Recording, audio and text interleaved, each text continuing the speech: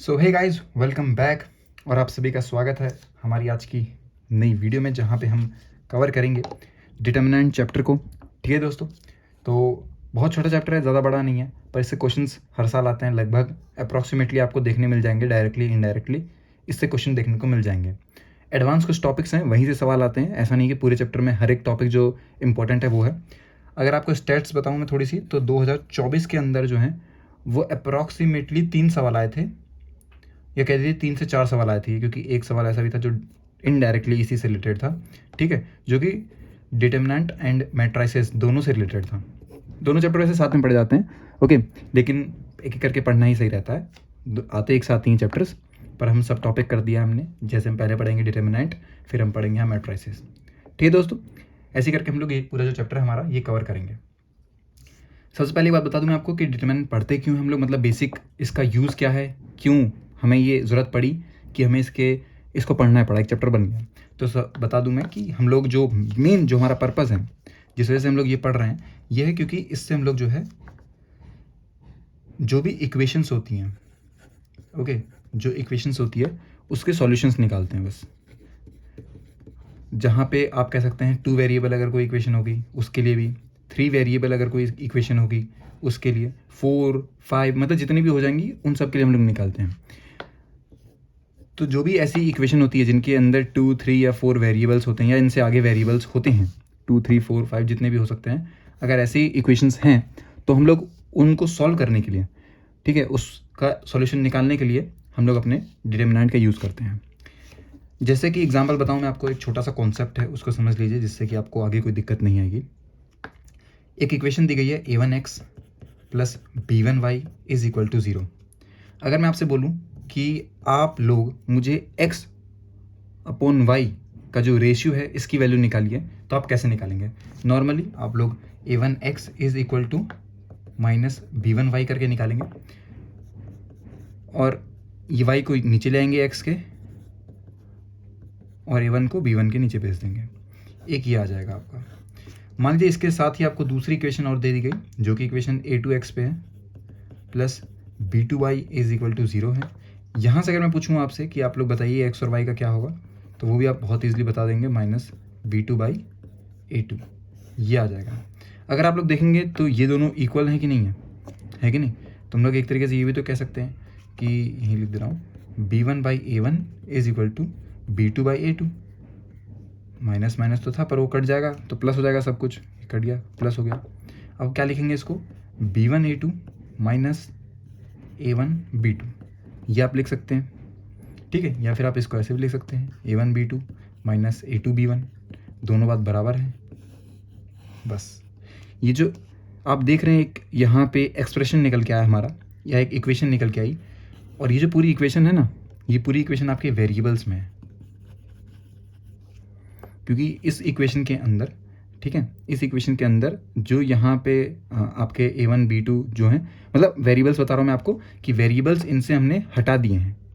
x और y यहाँ पे वेरिएबल्स थे, x y वेरिएबल्स थे, ओके, और हमने वेरिएबल्स हटा के, मतलब रिमूव वेरिएबल्स हम लिख देंगे अगर यहाँ पे, तो वो सही रहेगा, ओके। हमने यहाँ वेरिएबल्स को हटा के सिर्फ और सिर्फ किस में ले आया, इक्वेशन, जिन चीज़ों के बारे में हमें इक्वेशन में गिवन रहता है, जो ये कांस्टेंट चीज़ें रहती हैं, ये गिवन रहती है, a1 a2 b1 b2 ये सब गिवन रहता है, ओके, और हमने उसमें ये इक्वेशन निकाल ली। अब इतना आप करेंगे, इतना कुछ आपने किया, ये काफ़ी बड़ा टाइम ले लेगा। और मैथमेटिक्स में ज़्यादातर जो आपके कॉन्सेप्ट निकल के आएंगे वो इसलिए निकल के आते हैं कि आपको बड़ी चीज़ों को बहुत सिंप्लीफाई करना होता है।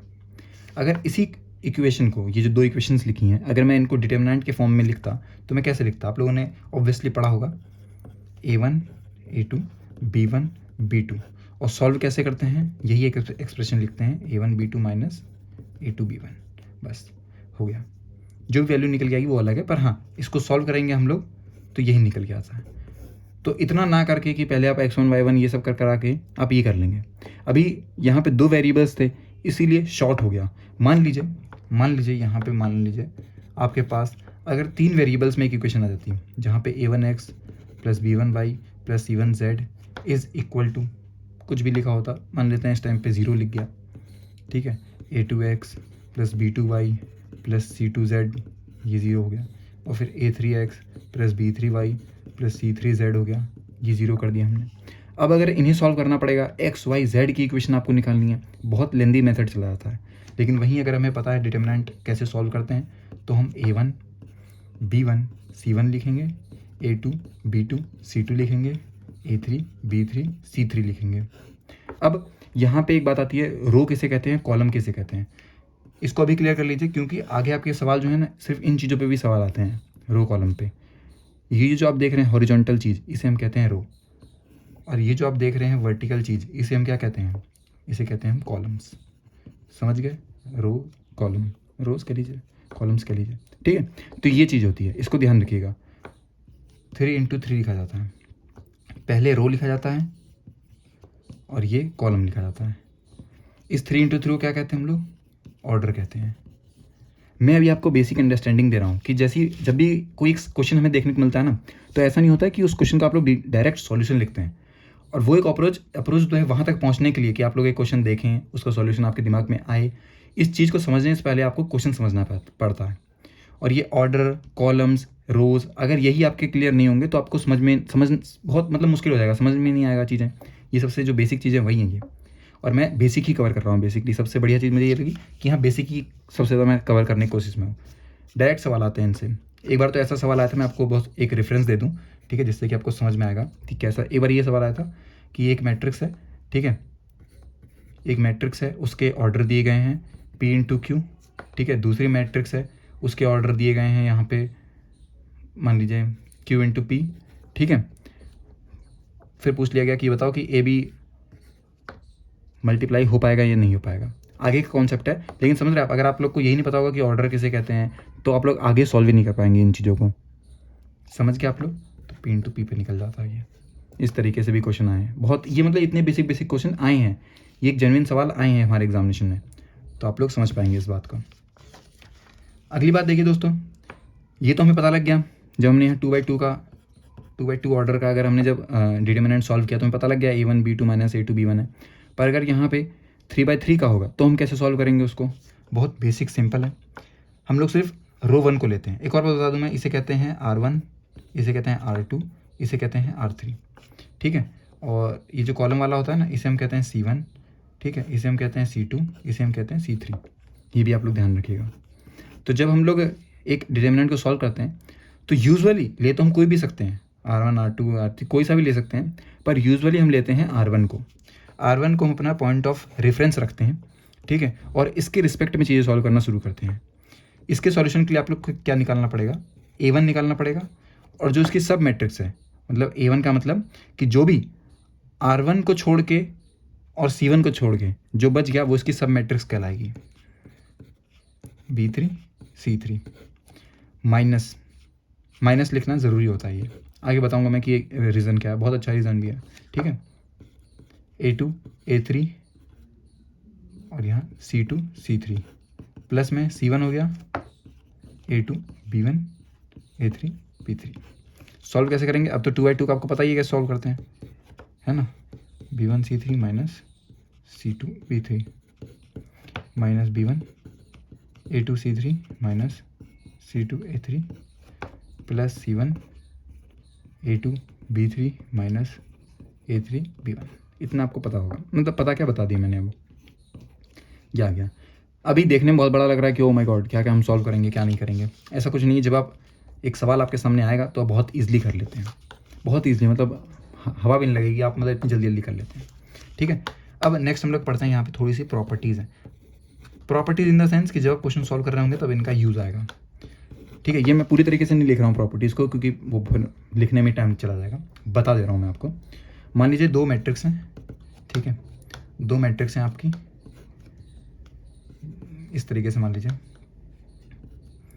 A1 A2 B1 B2 B3 C1 C2 C3 है।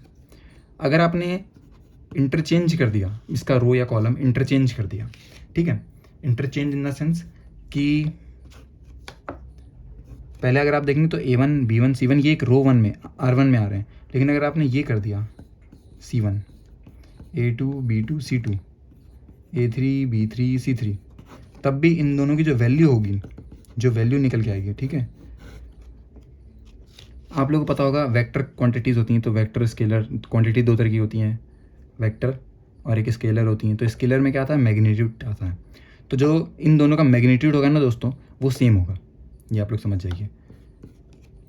समझ में आ गया?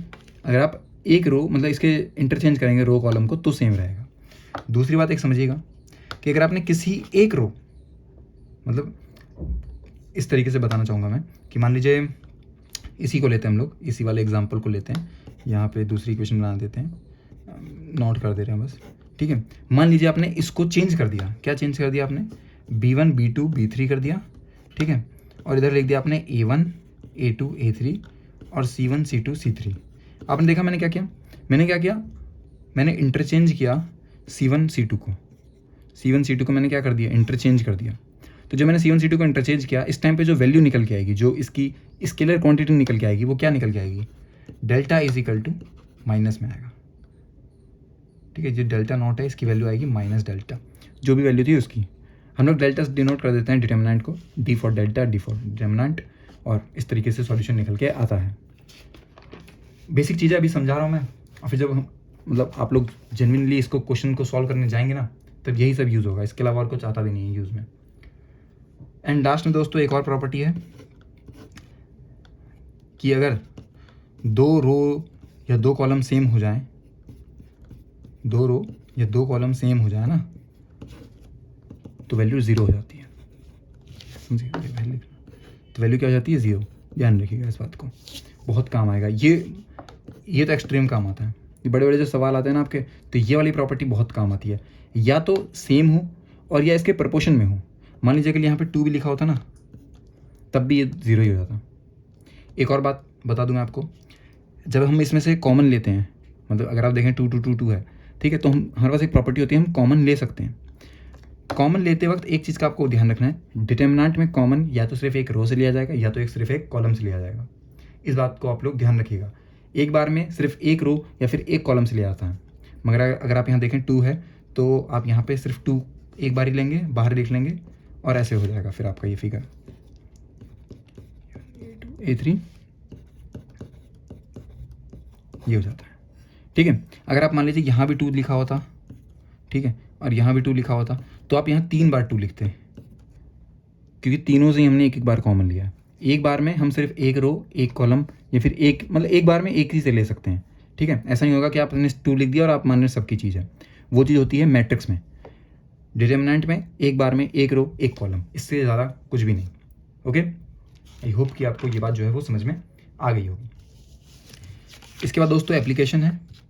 यूजुअली जो आपके डिटर्मिनेंट से क्वेश्चन आएंगे वो सिर्फ इसी से आएंगे, एप्लीकेशन से, ठीक है। ये तो मैंने आपको सिर्फ बेसिक समझाया है, क्योंकि ऐसा ना हो जब आप मैट्रिक्स पढ़ेंगे ना तब इसका यूज़ ज़्यादा होगा, और जब इनके साथ के मतलब दोनों इंटररिलेटेड क्वेश्चन आएंगे ना तब इन सब का इस्तेमाल ज़्यादा होता है, बाकी अभी तो नहीं होगा।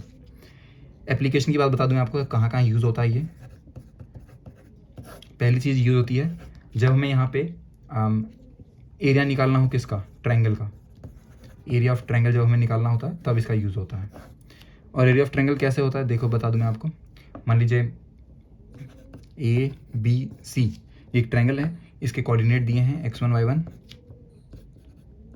x2 y2 x3 y3, ठीक है।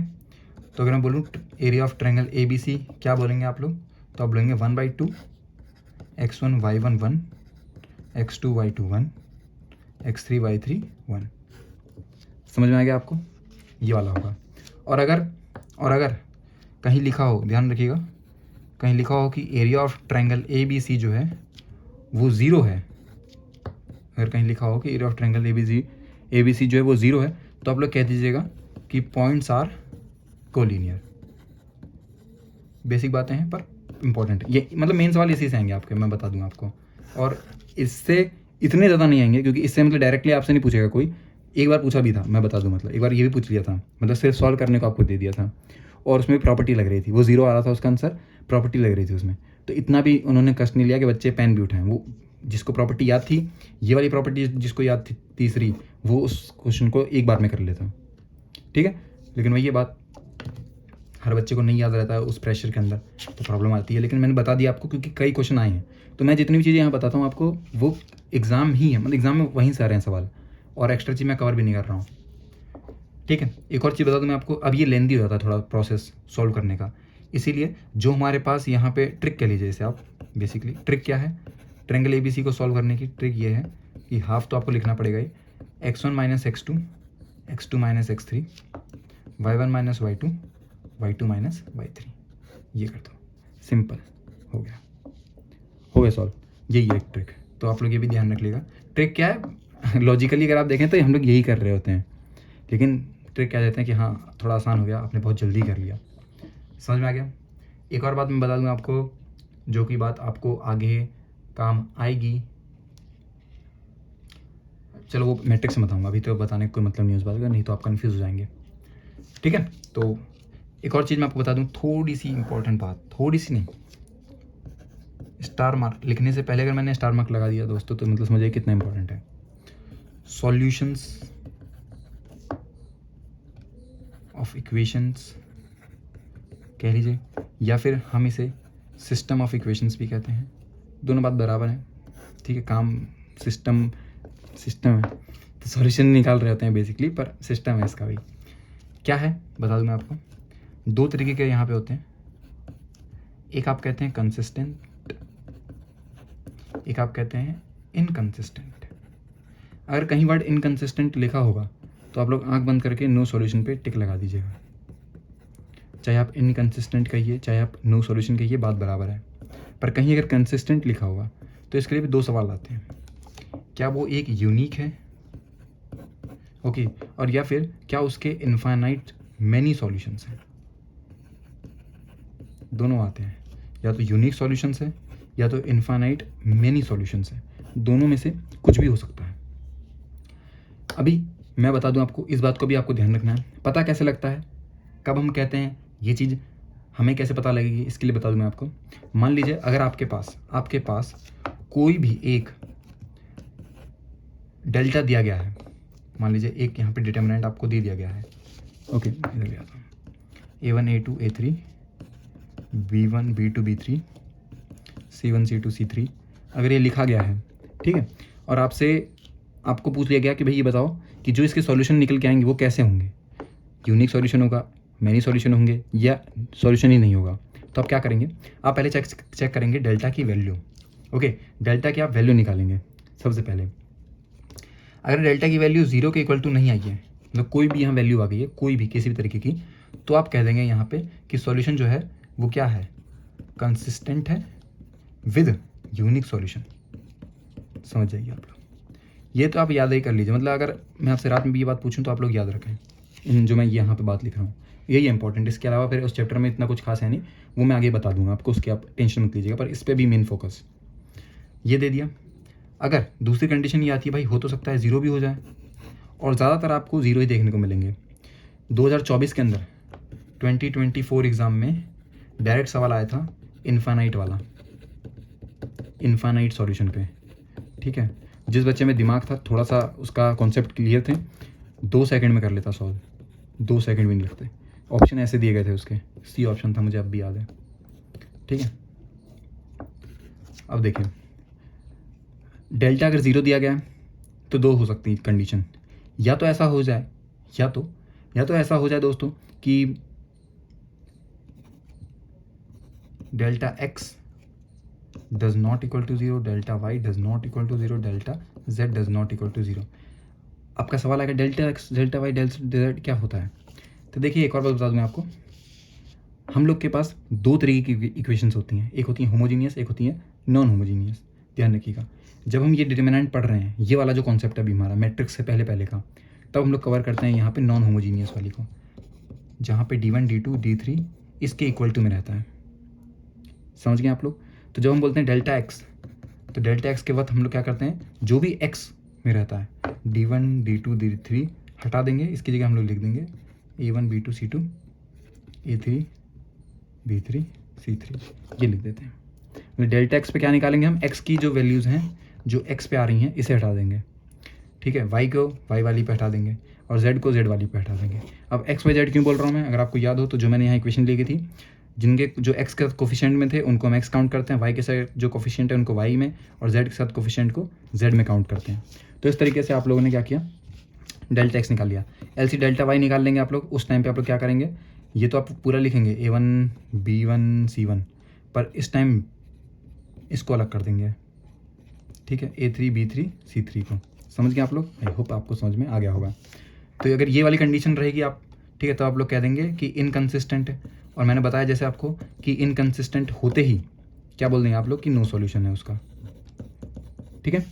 फिर एक और आता है दोस्तों, वो क्या है, अगर डेल्टा ज़ीरो ही है और इसके साथ साथ del x, del y, del z ये भी ज़ीरो हैं, तीनों को ज़ीरो हो जाए।